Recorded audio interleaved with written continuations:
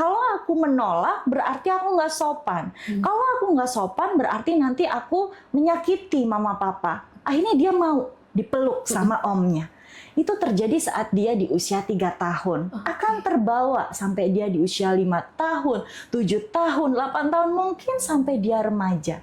Jadi kesopanan di sini ini bukan bentuk adanya ancaman dan paksaan.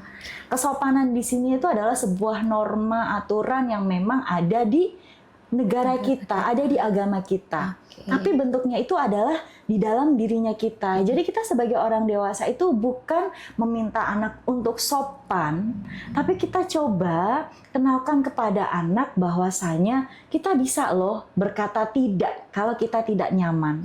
Katakan tidak itu tidak masalah, yang penting dengan cara yang sopan. Betul. Maaf ya om, aku nggak mau dipeluk. Ya kita tos aja gitu.